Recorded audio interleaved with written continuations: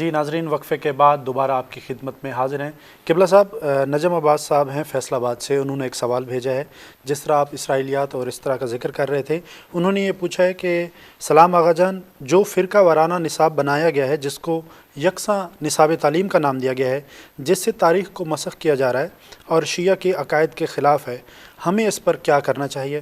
آغا جان، کیا اقدامات آپ اٹھا رہے ہیں اور پاکستان کے جملہ علماء و مدیران مدارس حکومت پر دباؤ ڈالنے کے لیے کس طرح مؤثر کردار ادا کر سکتے ہیں؟ یہ کام پاکستان میں بیرونی دباؤ پر ہو رہا ہے۔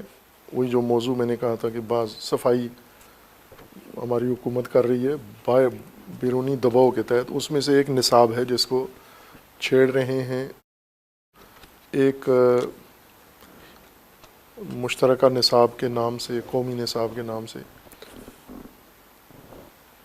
کہ ایک جیسا نصاب، یکساں نصاب پاکستان میں پڑھایا جائے، جس میں یہ بات اصولی طور پر ٹھیک ہے کہ ہمیں اپنے نصاب کو اپ ڈیٹ کرنا چاہیے، اپ گریڈ کرنا چاہیے اور اس کی خامیاں کمزوریاں دور کرنی چاہیے۔ یہ بالکل 100% درست بات ہے، کوئی انسان اس کا مخالف نہیں ہے، اور ہم باقاعدہ اس کے خواہاں ہیں اور ہمیشہ اس کے خواہاں رہے ہیں کہ نصاب کی کمزوریاں دور کی جائیں، نصاب کی خامیاں دور کی جائیں۔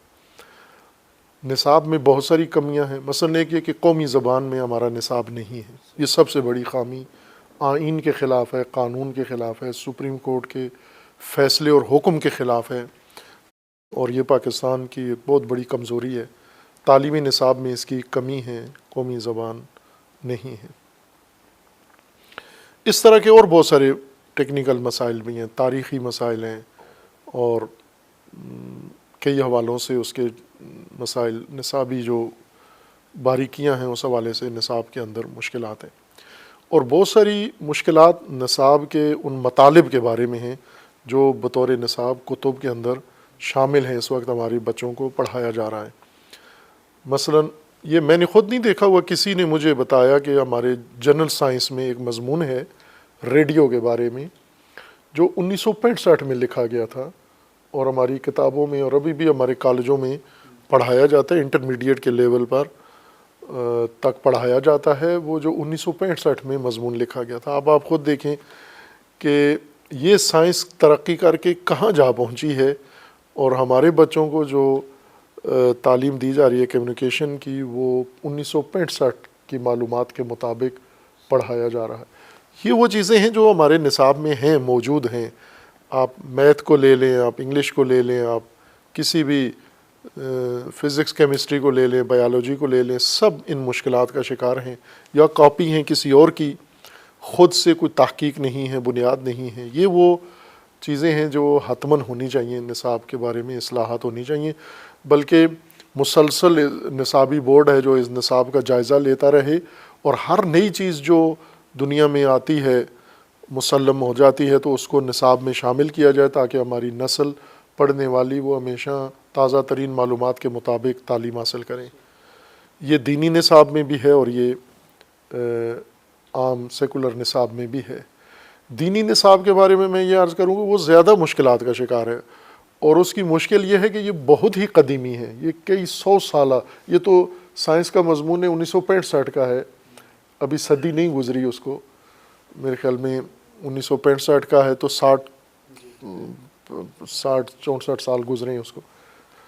لیکن جو دینی کتابیں ہیں یہ تو کوئی 800 سال پرانی ہیں، کوئی 900 سال پرانی ہیں، کوئی فقہ کی کتابیں یا فلاں، تو یہ بھی کتابیں ضرورت ہے نظر ثانی کر کے اپنے زمانے اور اپنے تقاضوں کے مطابق تدوین ہونی چاہیے۔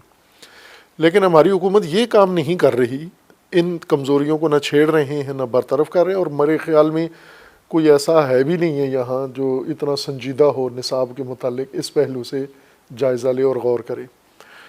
یہ ان چیزوں کو چھیڑتے ہیں جو بیرونی ادارے ان کے اوپر دباؤ ڈالتے ہیں، اور وہ ان سے یہ کام کرواتے ہیں۔ آگے بیٹھے ہوئے جو لوگ ہیں وہ ظاہر ہے انہوں نے پاکستان میں موجود لوگوں سے یہ نصاب ٹھیک کروانا ہے۔ یہاں متعصب لوگ بھی ہیں، غافل لوگ بھی ہیں، بے علم لوگ بھی ہیں، لا یعلمون بھی ہیں، جیسے ہمارے خطبہ جمعہ میں موضوع چل رہا ہے۔ اکثر نصاب کا کام ان کے حوالے کر دیا جاتا ہے کہ آپ بنائیں نصاب، وہ جو نصاب کے بارے میں کسی لحاظ سے موزوں افراد نہیں ہوتے، نہ ذہنیت نہ اعتقاد کے لحاظ سے، اب جو انہوں نے نصاب بنایا ہے وہ ایک مسلک کے لوگوں نے اپنی ذہنیت کو نصابی شکل دے دی ہے. جو اختیارات ان کو دیے گئے تھے، ان اختیارات کے بدولت، ان کے بل بوتے پر انہوں نے اپنے مسلک کے نظریے کو نصاب میں تبدیل کر دیا ہے، اور اس کو ظاہر چونکہ حکومتی ہے، سرکاری ہے، مور لگوا لی ہے. اور کچھ ایسے افراد حکومت جیسے کمیٹیوں میں لے لیتے ہیں، اکثر مذاہب و مسالک کے نمائندے خود حکومت چن لیتی ہے. یہ وہ لوگ ہوتے ہیں جو عموماً اپنے اپنے مسلک کی صحیح تعلیم نہیں ہوتی ان کے پاس، یعنی مستند علماء میں نہیں ہوتے، بلکہ غیر مستند بھی پڑھے لکھے نہیں ہوتے، بہت ابتدائی قسم کے افراد، یا بعض شاید بالکل ہی اپنے مذہب کی بنیادوں سے بھی آشنا نہیں ہوتے، انہیں کمیٹیوں میں رکھ لیا جاتا ہے. اور انہیں اگر وہ مسودے دے بھی دیں تو یہ پڑھ نہیں سکتے، ان کو پڑھ کے سمجھ نہیں سکتے، ان پر دستخط کر دیتے ہیں. ایسا ہی ہوا ہے نصاب کے ساتھ بھی، بہت سارے ایسے نمائندوں نے دستخط کر دیے اور یہ نصاب سارے مسالک کا متفقہ قرار پایا ہے، جبکہ اس میں بہت سارے مسائل ہیں.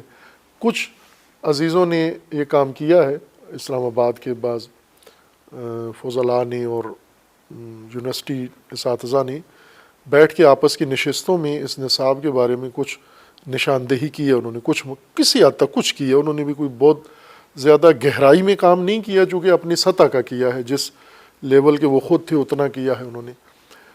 اور یہ بھی غنیمت ہے کہ انہوں نے اتنی سنجیدگی دکھائی ہے. کام ذرا بڑی سطح کے علماء کا ہے کہ وہ کریں یہ کام.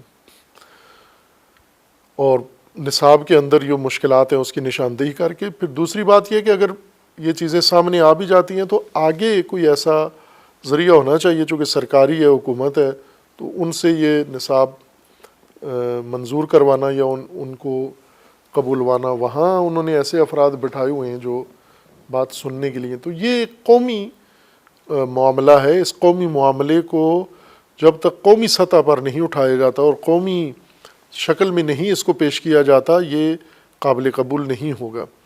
اس لیے اس کے لیے ہمیں ایک قومی ماحول بنانے کی ضرورت ہے، قومی ارادہ بنانے کی ضرورت ہے.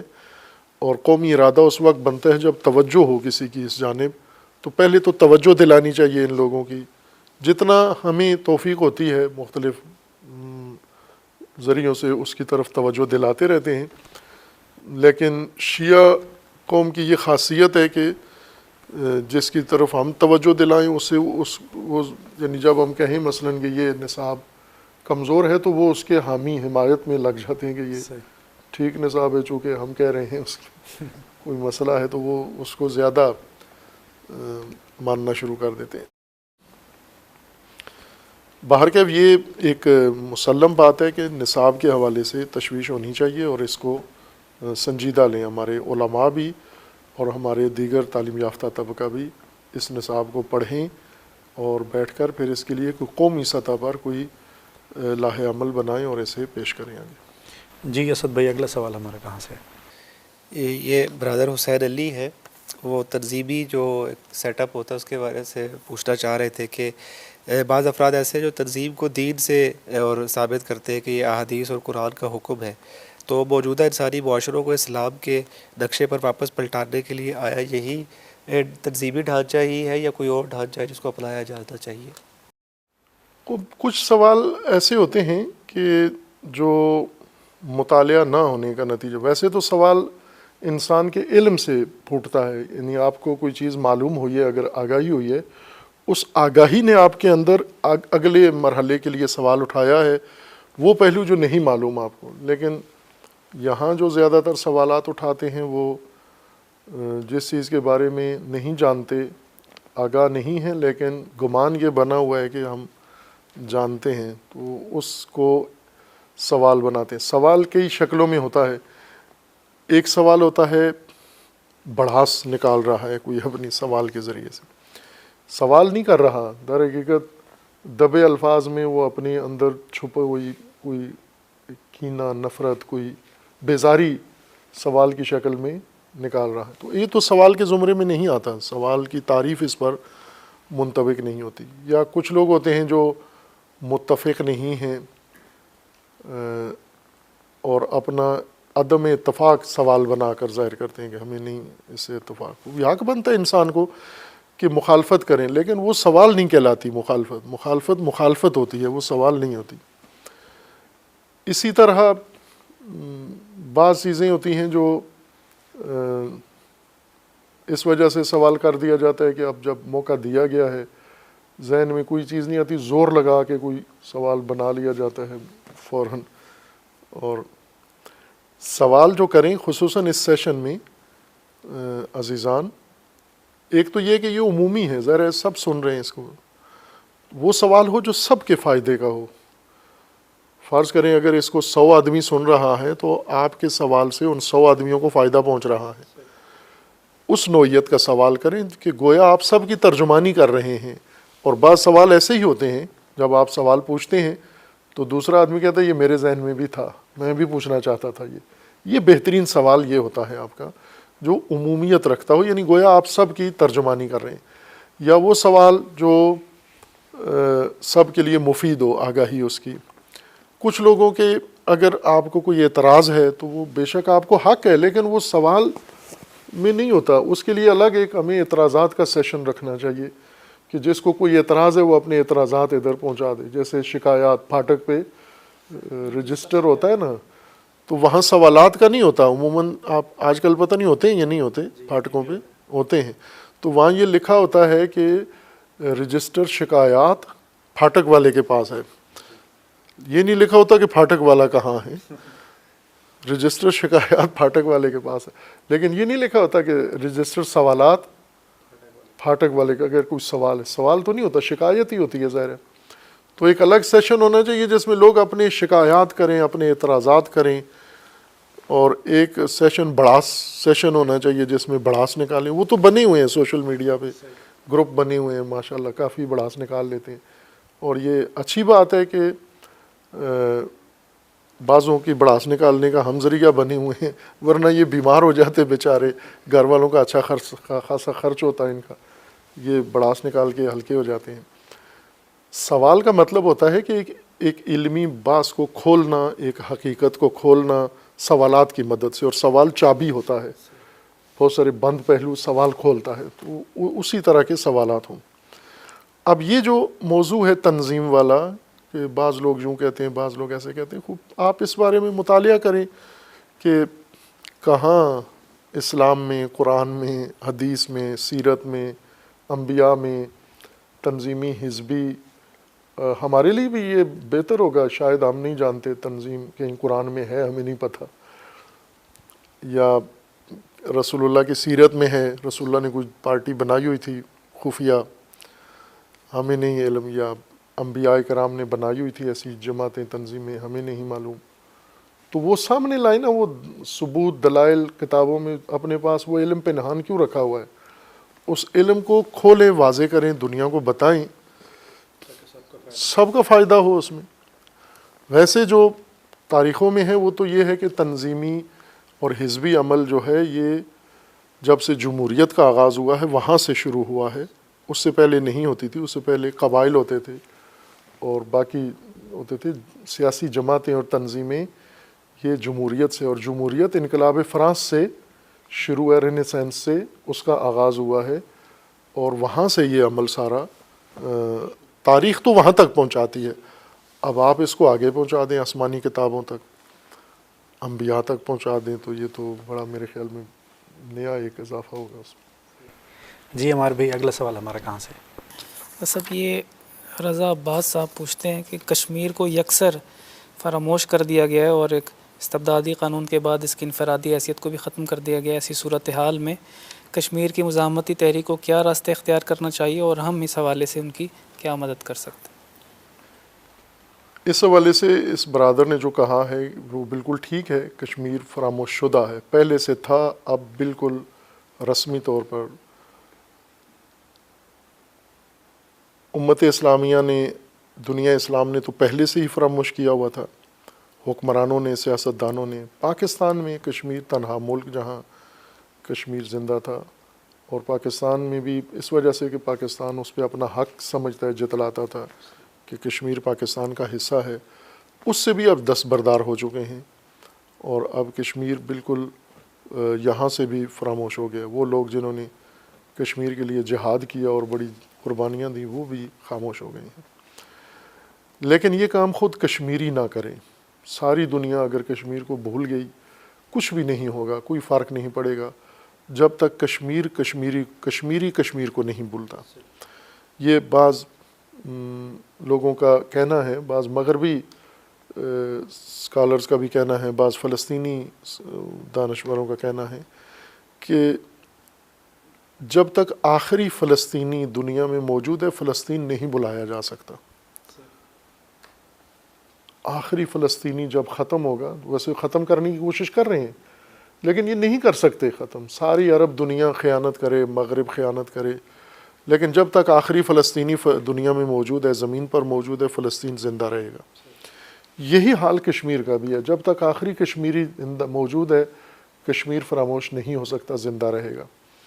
کشمیریوں سے کے ذہنوں سے اور کشمیریوں کی زبانوں پر کشمیر ختم نہ ہو۔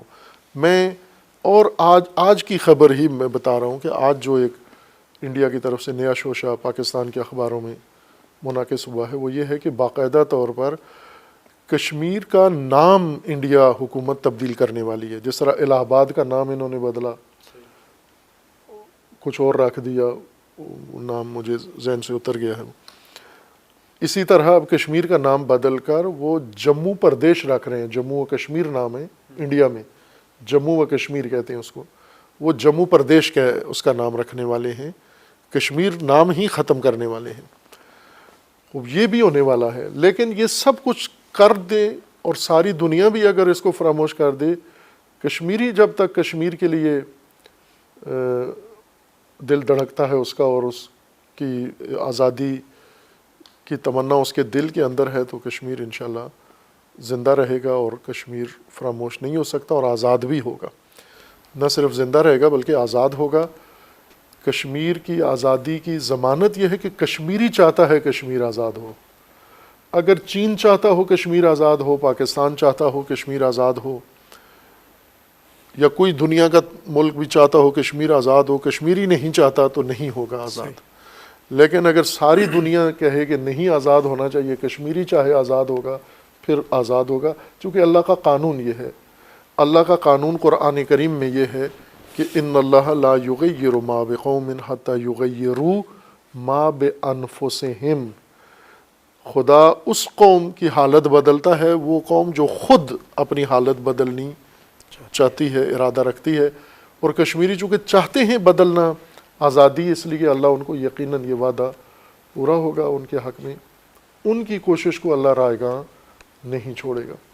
باقی دنیا کا اخلاقی انسانی فریضہ بنتا ہے، اسلامی فریضہ بنتا ہے، لیکن مفادات کی دنیا میں ہمیں توقع، نظریات اور اقدار کی نہیں رکھنی چاہیے۔ یہ جو آج ہمیں افسوسناک منظر پورے دنیا اسلام میں نظر آتا ہے کہ یمن میں ظلم ہے، سب خاموش ہیں، فلسطین میں ظلم ہے، خاموش ہیں، کشمیر میں ظلم ہوتا ہے، خاموش ہیں، افغانستان میں یہ حال ہو رہا ہے، سب چپ بیٹھے ہوئے تماشا دیکھ رہے ہیں۔ اس کی وجہ یہ ہے کہ اقدار انسانی بھی اور الہی اقدار ختم ہو چکی ہیں، دینی، اور محض مفادات کی دنیا بن چکی ہے۔ دین صرف ایک نام رہ گیا ہے۔ امام حسین علیہ السلام نے جیسے فرمایا تھا کہ الناس عبید الدنیا، لوگ دنیا کے بندے ہیں، مفادات کے بندے ہیں۔ والدین لائق علی السنتہم، دین صرف ان کی زبانوں پہ ایک رکھا ہوا ذائقہ ہے جس کو تھوک دیتے ہیں، یہ جلدی کڑوا ہو جاتا ہے ان کے لیے، اس لیے اس کو بدل دیتے ہیں۔ تو دنیا مفادات کی دنیا ہے۔ مفادات کی دنیا سے یہ توقع نہ رکھیں کہ وہ اقدار کی بنیاد پر یا نظریات کی بنیاد پر کوئی قیام کریں گے۔ جب ان کا مفاد ہوگا، جب انہیں کشمیر کے نام لینے سے کچھ فائدہ ملے گا، پھر لینا شروع کر دیں گے۔ جس دن فائدہ نہ ہوا اس دن چپ ہو جائیں گے۔ جی قبلہ صاحب، ایک فضل شہزاد صاحب ہیں کراچی سے، وہ سوال کرتے ہیں پاکستان کی معیشت کے حوالے سے کہ اس ٹائم جو پاکستان کی موجودہ معاشی بدحالی اور مہنگائی ہے، اس کی سدباب کے لیے مناسب راہ حل کیا ہوگا جس سے ملک کی معیشت اور نوجوان نسل اور یہ ملک ترقی کی راہ پر گامزن ہو سکے؟ پاکستان کی موجودہ معیشتی اقتصادی بدحالی اور اسے نکلنے کا طریقہ.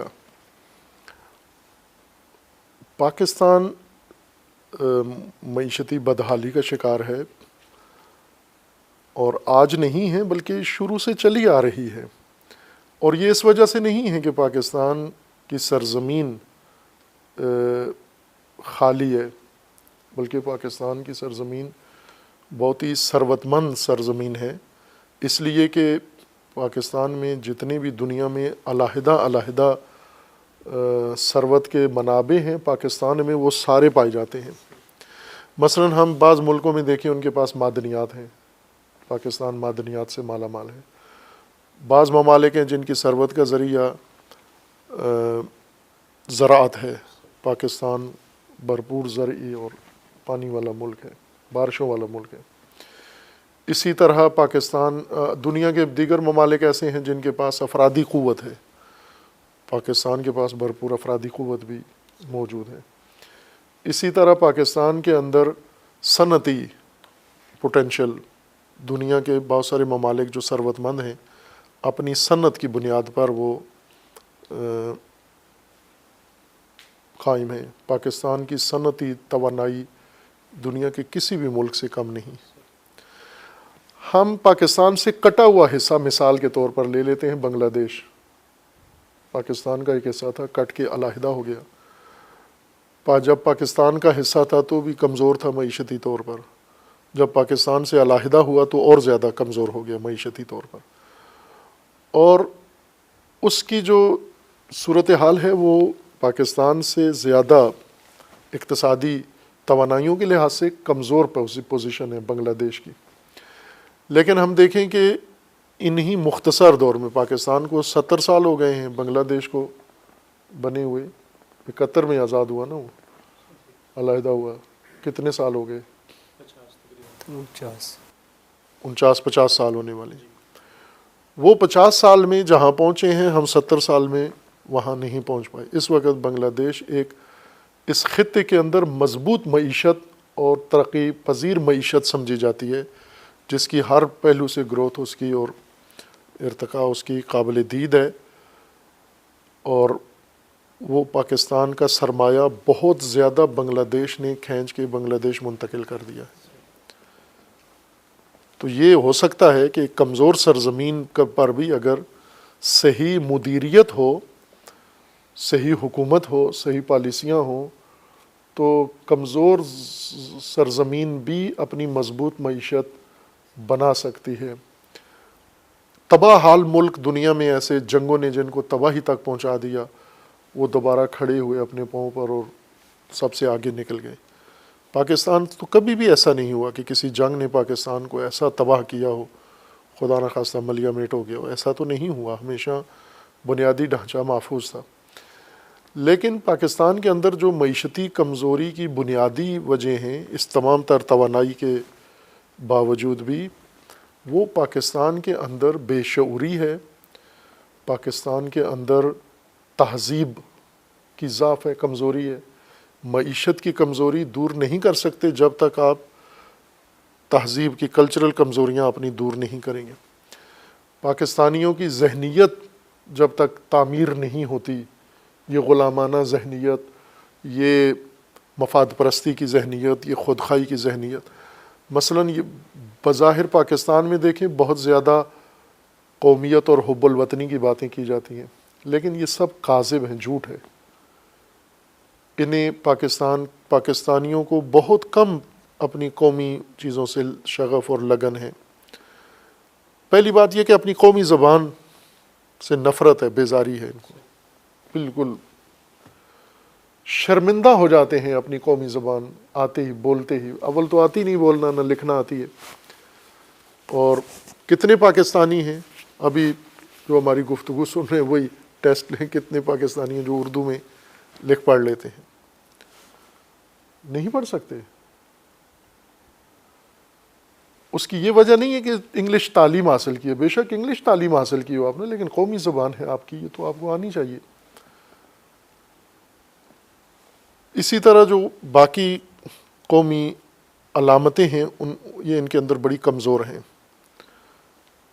ہمیں جو تعمیر کرنی ہے شعور و بیداری کے ذریعے سے اس قوم کے اندر وہ احساس خودی بیدار کریں جو علامہ اقبال فرماتے تھے. ان کو پہلے یہ تو احساس ہو کہ ہم ہیں کیا, ہم کون ہیں, ہماری پہچان کیا ہے, ہماری تاریخ کیا ہے, ہم منسلک کس سے ہیں, ہمارا دین ہمیں کیا سبق دیتا ہے, ہم بحیثیت انسان کیا مقام رکھتے ہیں, بحیثیت قوم کیا مقام رکھتے ہیں. یہ چیزیں جب تک ہم تعمیر نہیں کرتے معیشت نہیں سدھر سکتی, چونکہ معیشت کی جو کمزوریاں ہیں وہ ان افراد کے اندر ہیں, ان طبقات کے اندر ہیں. مثلا ابھی معیشت کے لحاظ سے بدترین حالت پہ پاکستان پہنچ گیا ہے. آج ہی اگر الیکشن ہو دیکھیں یہ پاکستانی قوم کیا کرے گی, ووٹ دیں گے, کس کو ووٹ دیں گے؟ انہی کو چوروں کو ووٹ دیں گے, انہی کو ووٹ دیں گے, نالائقوں کو, نااہلوں کو, جنہیں معیشت لکھنا بھی نہیں آتی, انہی کو پھر ووٹ دے کے پھر پارلیمنٹ میں بھیج دیں گے. تو اس کا مطلب یہ کہ یہ اپنے ہاتھوں سے سب کچھ کر رہے ہیں. آج اس مہنگائی کا ذمہ دار کون ہے؟ جس نے بھی ووٹ دیے ہیں وہ سب میں ذمہ دار ہے نا. یہ اگر حکومت کو کہتے ہیں, جس طرح اپوزیشن نے حکومت کو ٹارگٹ کیا ہوا ہے, حکومت ذمہ دار ہے. حکومت آسمان سے تو نہیں اتری نا, انہی لوگوں نے ووٹ دے کے بنائی ہے یہ. تو اس کا مطلب ہے یہ لوگ ہیں نا ذمہ دار اس چیز کے, ایسے افراد کو انہوں نے لائے. اگر کوئی اور بھی آ جائے تو بھی معیشت ایسی ہی رہے گی, چونکہ وہ بنیادیں کوئی کہیں اور ہیں. معیشت کی کمزوری کی بنیادیں ہمارے کلچر میں ہیں, ہماری تہذیب میں ہیں, ہماری سوچ میں ہیں, ہماری تربیت میں ہیں, ہماری تعلیم میں ہیں. وہاں سے ہم اصلاح شروع کریں تو پھر ہم ایسی قوم بن سکتے ہیں, خوددار قوم, غیرت مند قوم, غیور قوم. غلامی سے نکلیں ہم, کچھ ہمارے اندر اجتماعیت کی حس پائی جاتی ہو, انفرادی مفاد پرستی سے نکل کر ہم کچھ قومی ملکی سطح کا بھی سوچ سکتے ہوں. تو پھر مثلا پاکستانی کسی قابل ہوتا ہے, چھوٹا سا بھی پاکستانی, اس کی پوری کوشش یہ ہوتی ہے میں ملک سے باہر چلا جاؤں. تو یہ کیسے کرے گا کام؟ کسی قابل ہوتا ہے وہ اس کی کوشش ہوتی ہے کہ اب میں چونکہ کسی قابل ہو گیا ہوں اب تو مجھے باہر جانا چاہیے, میں پاکستان میں انفٹ ہو گیا ہوں. تو پھر ہم کمزوری ہی توقع رکھیں نا پاکستان میں. جو پاکستان کا اصلی سرمایہ ہے, صلاحیتیں ہیں, اذہان ہیں, وہ سارے ٹیلنٹ سارا باہر چلا جاتا ہے. اور فخریہ ہے, کتنا فخر ہے ہمارے پاکستانیوں کو مغرب میں رہنے کا, باہر رہنے کا. اس قدر فخر سے بیان کرتے ہیں, میں بہت حیران ہو جاتا ہوں جب یہ بتاتے ہیں ہمارے عزیز امریکہ میں ہیں, انگلینڈ میں ہیں, یورپ میں ہیں, فلاں جگہ پر ہیں. اور بتاتے ہوئے جو ان کا اندر کیفیت ہوتی ہے وہ دیکھنے میں ہوتی ہے. یقیناً جنت میں اتنی خوشی نہیں ہوگی ان کو جتنی ان کو آج اس بات کی ہے کہ ہمارا کوئی عزیز باہر ہے. آج وہ وہاں کیا کرتا ہے, وہ کسی ہوٹل پہ برتن مانج رہا ہے, کسی پیٹرول پمپ پہ پیٹرول بھر رہا ہے, گاڑیوں کے ٹائر صاف کر رہا ہے. ابھی پچھلے دنوں ایک مومن آیا, اس نے میں صاف صاف کہا کہ آغا صاحب یہ آپ کے سامنے میں دھلایا ہوا ہوں, میں اصل میں یہ کام کرتا ہوں, میں لوڈنگ کا کام کرتا ہوں, وہاں پر ٹرک لوڈ کرتا ہوں, ٹرک خالی کرتا ہوں. بڑی صداقت کے ساتھ اس نے بتایا میں ایک مزدور ہوں, جیسے یہاں ہمارے مزدور بھائی ہیں ٹرک لوڈ کرتے ہیں, ٹرک ان لوڈ کرتے ہیں, میں بھی یہی کام کرتا ہوں. کہا وہاں ذرا آسانی ہے, مشینیں ہیں, سہولتیں ہیں, اوزار ہیں, اور ایک لمٹ ہوتی ہے وزن اٹھانے کی, بوری اٹھانے کی. یہاں تو جتنی مرضی ہے, 2 من کی ہے تو بھی اٹھاؤ, 4 من کی ہے تو بھی اٹھاؤ. وہاں ایک لمٹ ہوتی ہے کہ اس سے زیادہ وزن مزدور نے نہیں اٹھانا. تو یہ سہولتیں ہیں لیکن ہیں, مزدوری کرتے ہیں وہاں پر. قبلہ صاحب بہت بہت شکریہ. ناظرین یہاں پر ایک اور وقفے کا وقت ہوا چاہتا ہے, آپ سے دوبارہ اسی طرح گفتگو کریں گے ایک وقفے کے بعد.